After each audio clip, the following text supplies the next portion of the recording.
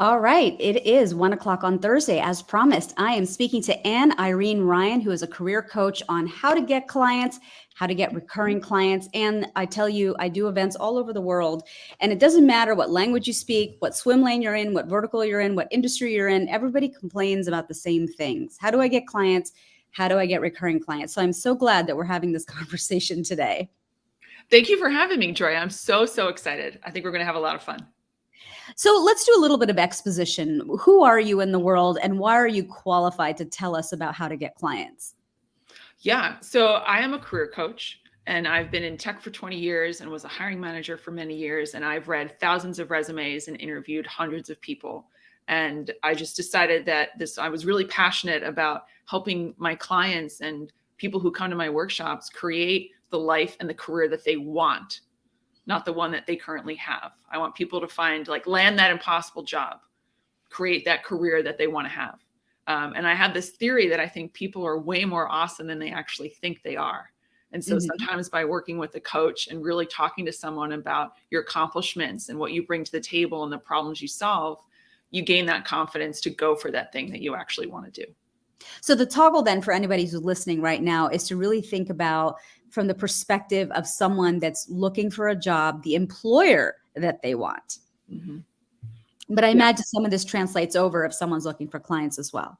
It does. And so when we actually met, we met at a picnic. Yeah. And I know that's where you met Danielle. And I watched her episode as well, which was fantastic. And she's a wonderful friend.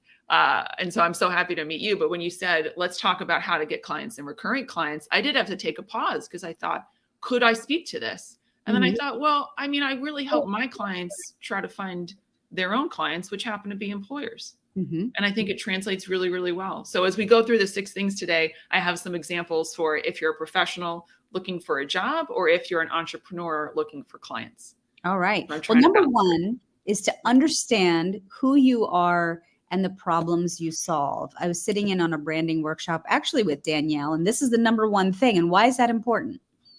So this is I think the most crucial step. It's your branding, like you just said.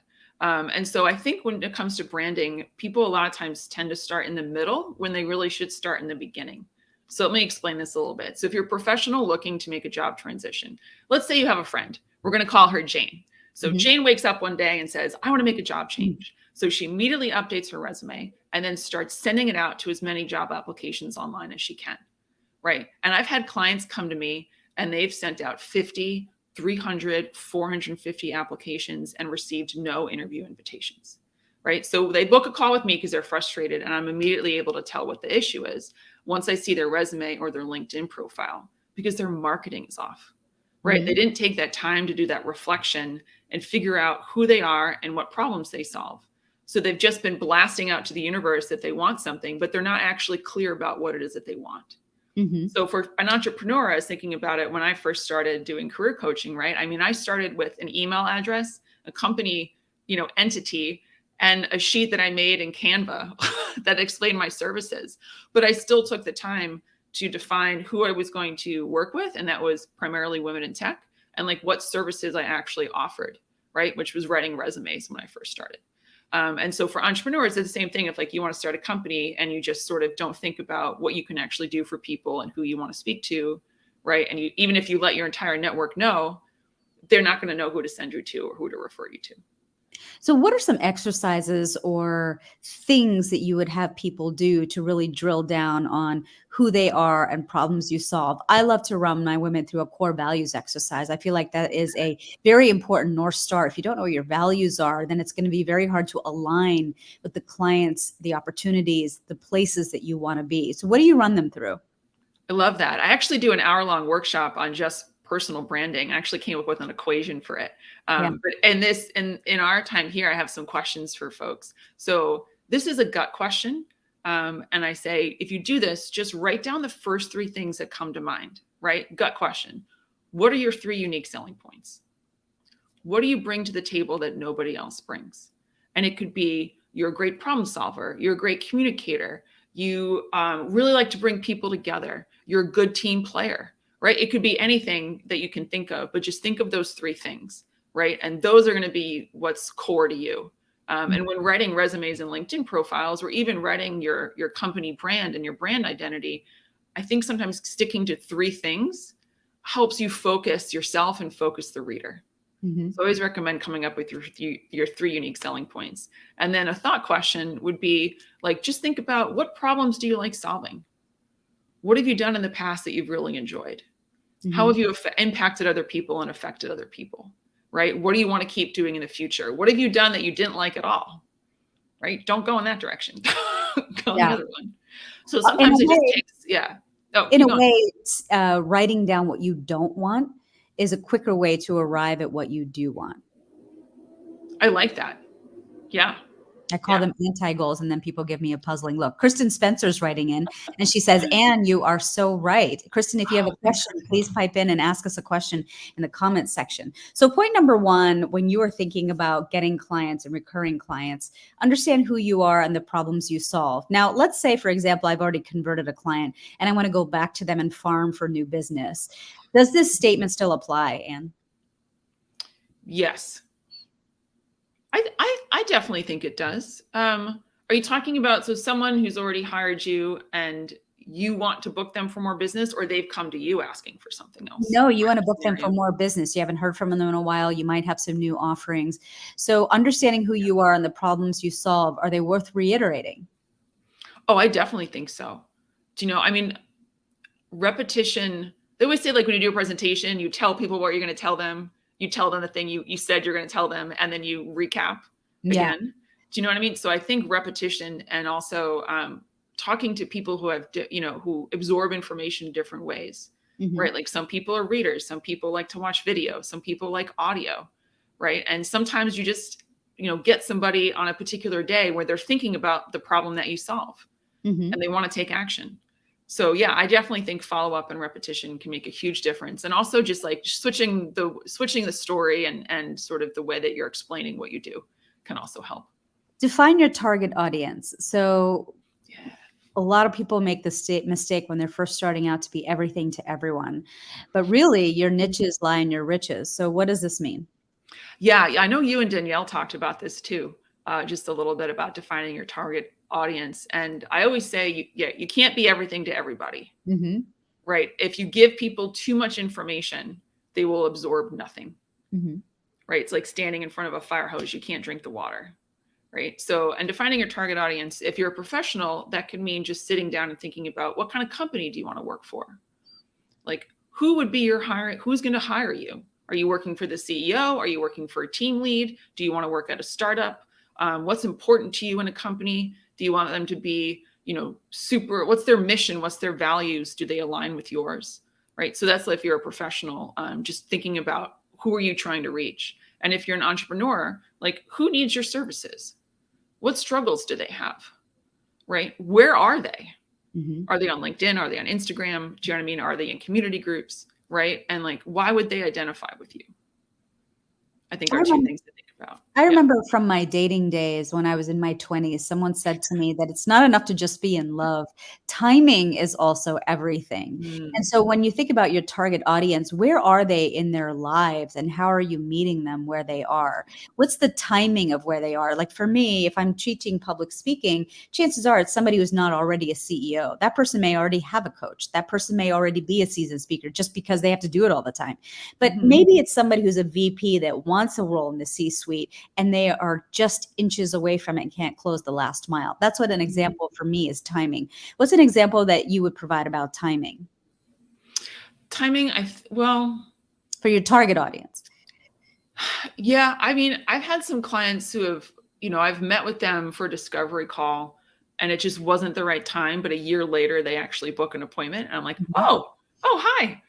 So sometimes, defining your target audience and sticking with that, it doesn't mean that everyone's going to sign up immediately. It may take people a while to do that, but trust me, when they're ready and they remember you, they will come back. But then how do you stay top of mind? Oh, well, that's something I actually struggle with. So I'm really glad you asked, because we're going to talk about this. I think it's point 5. There's like the prep, the do the thing, and then the follow-up. And I think you just have to keep following up with people. You have to be present in their lives. That's one thing I don't have yet is an email list, which I'm building out this month. So I can just reach out to people, more often and just like sort of provide value to them, and then be in their inbox so that when they need a career coach, I'm there. I find that one of the top ways that I'm able to, reach my target audience is through consistent social media posts, whether it's by video, whether it's the written word, whether it's pictures. I feel like that's, a lot of those drone pictures and drone footage that I've published lately have really done some kind of provocation. Like people are really reaching out as a virtue of that. So what is it that you can do that's not what everyone else is doing when you're reaching out to your target audience? Well, let's see. If we're thinking about reaching out to employers, 50% of people are going to find jobs through networking. Mm-hmm. So I think a lot of it has to do with nurturing your network and keeping in touch with people who, do you know what I mean, that you might want to work with or work for, Mm-hmm. right? And then for professionals looking to gain clients, I think you actually described a perfect answer. Mm-hmm. I would agree with you, right? Social media, your email list. And even just sometimes it could be like, actually today is my company's 2-year anniversary. Oh, congratulations. Thank you. Thank you. I'm celebrating with this LinkedIn Live. And then I'm also emailed all of my past clients and sent them a link to book just a networking call with me. Yeah. Just to say hi. I want to hear about what they're doing. So I think that sometimes high touch point, and that's something I'm excited. I'm trying out right now. So I'll let everyone know how it goes. Yeah. Once a week, I try to invite somebody who I would normally not network with to something. Like I'm going to an art gallery event tonight at a gallery that I've never been to in the Lower East Side, but I'm inviting somebody who's been in my world that I want to network with and I've never sort of spent time with, and I'm inviting them to join me. Oh, that's fantastic. I love that idea. Yeah. Number 3 is make it easy. What does this mean? Yeah. So 2 things with making it easy. So the first thing is make it really comfortable for someone to reach out to you. Mm-hmm. So in LinkedIn, for example, that means have a profile photo, right? Record how to pronounce your name, add your pronouns. Record a 30-second video of your elevator pitch and you speaking, write an about section so someone can find out a little bit about your bio, right? Like the more that you make it, people feel like they have a connection with you. Mm-hmm. And they know your voice, they know how to say your name, they know what pronouns to use, right? Like it just makes it easier for someone to reach out because they don't fear making a mistake. Yeah. Right? I think sometimes we forget that we're all having a human experience and the person on the other side is a human as well. And so they want to see you at your most vulnerable moments, your least perfect moments, so that they can feel like, yeah, this person's accessible too. Yeah. So I think that's one thing. It's like, make it really comfortable for someone to reach out to you. Right. And the second thing is make it easy for someone to see you in the role that you want to have. Tell me more. So talk the talk, walk the walk, dress the part. Do you know what I mean? Present yourself. Like I always say, present yourself like you already have the job. Yes. Like act like you're already there. Do you know? So you have to show up like as the person you are and the person you want to be.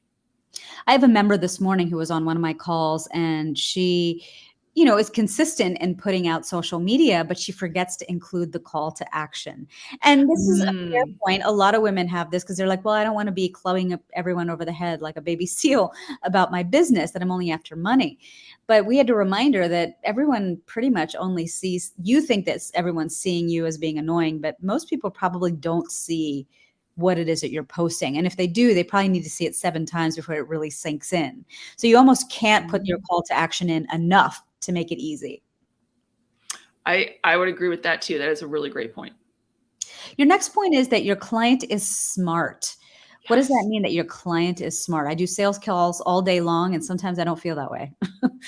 Yeah. So your client is smart and you want to make them feel smart. Right. So when I say your client is smart, I mean, don't use any fancy language, explain your acronyms, right? Like, you ever been talking to somebody and they're using like language, like there might be a scientist, or they might, be like a scholar, and they're using all of this terminology that's like very common in their industry, but not in yours. And you just sort of look at them and you're like, right. And you just feel dumb. Like you should know what they're talking about, but you can't follow them. Right. Mm-hmm. So my advice is like, your client is smart, so make them feel smart. Yeah. Right. So it's kind of the difference between, and I have 3 examples. Like if you go to watch a presentation, right? You could have one of three types of presenters, I think. You can have that person that is super engaging and super funny, and it's just an absolute joy to listen to them. And you can almost like turn your brain off and just sit back and relax and absorb the information they're trying to give you. So that's the best scenario. The second one is someone who's so boring and dry that you have to repeat every single word that they say in your head in order to stay awake, right? And then you have that third person that's like maybe a decent presenter, but the material is so confusing that you have no idea what they're talking about, and eventually you just give up. And by giving up means like you check out mentally, you're daydreaming, or like you actually physically leave. You know, so don't be one of the last two presenters when you're talking to clients, right? Make it easy for them to engage with you. Make them feel smart. I often say to people, if you were explaining this to your grandmother, how would you put it differently? Right. And then someone said, well, my grandmother would understand what I was talking about. I'm like, all right, well, what if you explain it to my grandmother who lives in Calcutta and doesn't understand, have a firm grasp of English? Explain it to her. And I really need you to dumb it down. Or the second thing I will say is something I learned from a litigator many years ago. When they're presenting to the jury, they're very careful about the word choice, because if you use a word that someone doesn't understand, excruciating, the person does not hear the next 10 words that you say because they're still stuck on that word that they don't understand. And then it's an opportunity. So instead of saying excruciating, just say it's hard.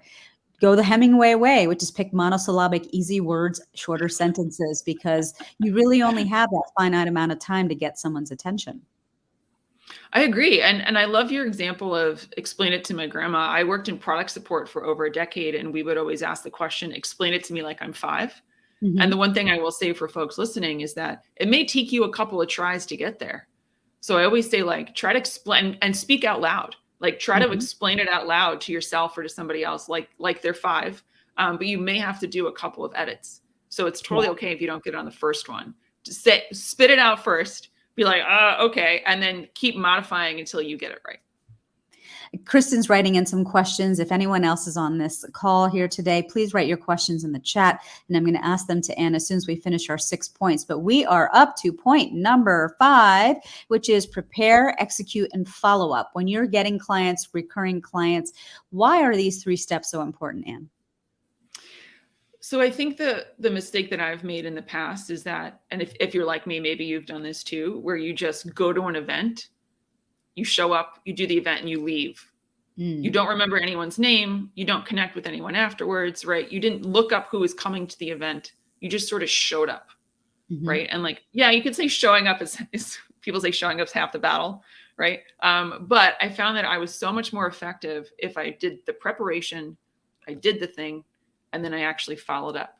So like for people looking for a job, right? Let's say you're going to a career fair. You want to look at who's going to the career fair, prep your resume, prep your elevator pitch, go do the career fair. And then everyone you met at the career fair, you want to connect with them on LinkedIn or send them an email and follow up with them. For entrepreneurs, it could be like a networking event, right? Where you look at the list and figure out who's going to be there, do the thing, and then connect with everyone later. Or even the example of how I prepped for this LinkedIn Live, right? Like there's a lot of preparation that went on behind the scenes, right? We coordinated the timing, and we coordinated the topics and the streaming link, do you know what I mean? And everything else. And then I actually spent probably a day just prepping the content. Wow. Right. Yeah. And I sent out invitations to people to come to the event. I connected with everyone who RSVP'd yesterday on LinkedIn, just to say hi and thank them so much for watching and coming. Right. And then we're here now. And then after we get off the call, right, it's going to be posted to YouTube. I'm going to send it out to folks. I'm going to follow up with anyone who had questions. Do you know what I mean? And like post it to my social media. I repurpose the content. So I think I always kind of remember whenever I sign up, or my personal metric is when I sign up for a networking event in particular, and that networking event is an hour, I block out 3 hours because I need to do that prep, the event, and then the follow-up. And to follow up on that, this morning I had a member who was going to a conference, and she said, what can I do to maximize the networking that I'm going to get? Because she wants to get more speaking gigs. That's sort of the impetus behind why, and that's another form of getting a client. And so one of the things that I share that I do as a best practice, and this will probably resonate with you, is that I make sure that I ask for a list of who the speakers are or who's going to be attending if that's available to me. And then I go into LinkedIn and I want to see what kind of handles can I use to engage engage this person in conversation? Do I want to engage them in conversation? I'm a huge Scotch aficionado. I also like cigars. Is somebody, going to pop up in that research that likes both of those too? So we can, share some more stories about that. So for me, I love doing that. And I'm not going to try and canvas the entire conference, but I do want to find maybe 3 people that I want to make sure I connect with because they're telling me a compelling story ahead of time. The second thing I often do when I'm at a conference is if there's a speaker who can be a little bit a pie in the sky, right? They're a little bit lofty because they feel like they're a little out of my reach. I always tweet them. I'll tweet a quote that they made or tweet a great pearl of wisdom that they dropped on the dais because that's a great way to get their attention and they're spending their time. Why not, repurpose that value? And then the third thing, to your point, is to make sure that I remember details of what people were wearing, what they said to me, what we connected on, write that down in voice note on my phone, and then use those points to follow up. That specificity goes a long way, I think, because people want to be seen, they want to be heard, and they want to be understood. If you are the person that solves their problem the best, they're going to make that choice to work with you. Yeah, those are great tips. Great tips. And I also think for conferences, for me, I can find them to be a little overwhelming, and I'm an extrovert, naturally. And so a lot of times in conferences, I make sure to schedule in time to take breaks. Yes. And also during the breaks, I like to make those notes. Yes. Right. And like maybe connect with someone on LinkedIn and make sure I have all my business cards and write down details there. Yeah. Yeah. And now we're moving this conversation from less of a sales conversation to more of a leadership conversation. You have to organize for that leadership. If you want to get the most out of that experience and get that client in the end, that comes from organizing with those breaks and being able to be intentional about why you're there. Yep. All right. Number 6 is your network is invaluable. I have a mastermind that I'm filling for next year. And my sales coach said to me, all of the people that you want, those 14 women, they're already in your network. So how is your network invaluable, Anne? Well, my goodness. I mean, whether you're an entrepreneur looking for clients, right? And a lot of my clients are referrals from people I know. Most of them are, because I don't do a whole lot of social media marketing just yet. Or whether you're someone looking for a job, right? 50% of people find their next job through networking. So your networking is just this intangible, invaluable, do you know what I mean? Like resource for you, right? And you have to nurture it. And you also have to ask for help from it. Right. So it means like connecting with people and like helping them out when they ask for your help, but also when you need your network, being very specific with your ask. So like, I'll give you an example. If your friend, let's call your friend Jane again. So Jane decides that she wants you to review her resume. And so she sends it to you in an email and goes, "Hey, Joya, can you review my resume for me? Thanks so much." Right. And you just look at it and you respond to her, "Looks fine." Like that is of no help and it's just wasted your time too. Right. Yeah. So I feel like, especially with your network, if you have an ask for someone in your network, you need to be very specific with it. So if Jane sent you an email and said, "Hey, Joya, would you check my resume for this specific thing?" Or, "I want to get this specific job. Here's a description of it. If you were the hiring manager for this role, would you want to interview me based on this resume?" I love that. Right. Like give you something very specific. So that's my advice, where it's like, I can't tell you how much I appreciate my network. Do you know what I mean? And appreciate knowing everybody there. And I just think your network can be just a great resource and just like an absolute source of inspiration for people as you move through your career.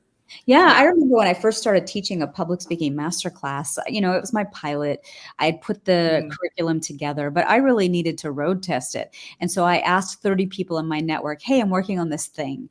I'd love 15 minutes of your time to run through this idea that I've created and give me your feedback." And 30 people immediately signed up. But guess what? My first masterclass was also sold out as a result of those 30 calls. So I think that that's like a mechanism that you can also use. Hey, I want to leverage your expertise, but I'm also surreptitiously telling you about the thing that I birthed into the world. Yeah. I think, I don't know if we mentioned this before. It was on one of your previous calls that I watched from prior to coming on. But the topic of oh gosh, it just went out of my head. Never mind. Yeah.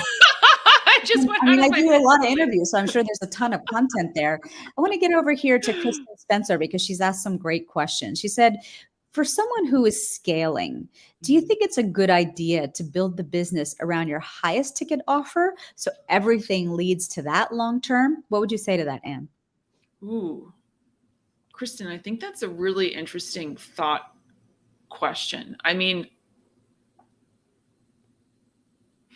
okay, I have a couple of thoughts, so I'm going to try to organize them. And again, please remember that I am also a new entrepreneur. I've only been in business 2 years, so I'm still learning. But if I were thinking about this for me, right, here's the framework that I would use. So, is the highest ticket offer, is that really what I want to be doing?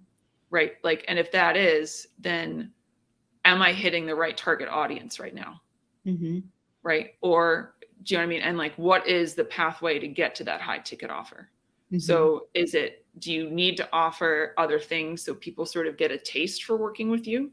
Right? And like something really tiny, so they just sort of invest a little bit of money, and then something bigger, so they invest a little bit more. Do you know what I mean? And then this biggest thing where they decided like, yes, Kristen, is great. She's exactly who I'm looking for. Right now, I'm ready to sort of make this huge investment, would be sort of my question. Or do you want to have like two streams of business potentially, where like maybe some of your clients, your target audience is a different kind of an offer, right? And you have this for someone, and have this other large ticket offer for someone else.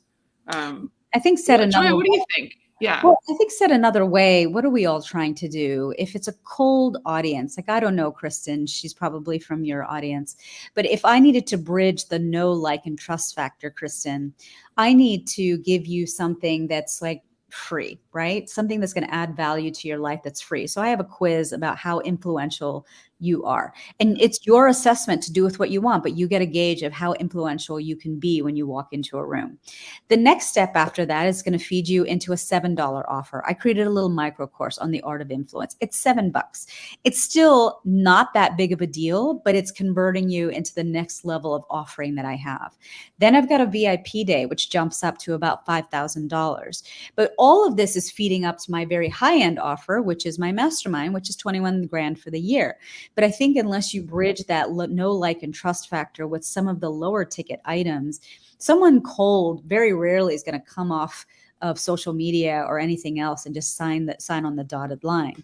So the majority of people really need those little sort of bites that take you up the what the going term is a value ladder till they get to your highest ticket offer.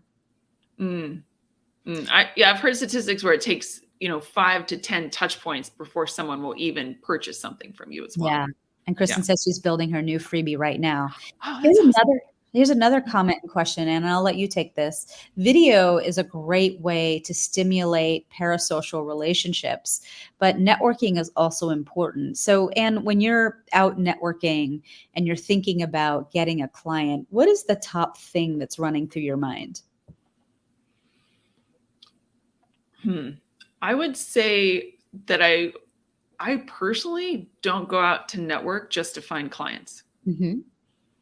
I go out to network to meet really fun people, find out about them. Do you know what I mean? And sort of find people I want to connect with, and then nurture that relationship and get to know them as people.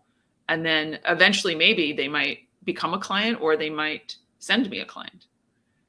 So it sounds like you're going back to the human experience, having that human experience first. Like, what can we connect on that's not work related?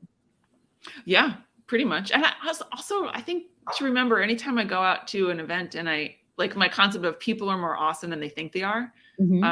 People are really interesting. If you just ask people about themselves, right? Everyone loves to talk about themselves, right? Like you get all sorts of incredible information.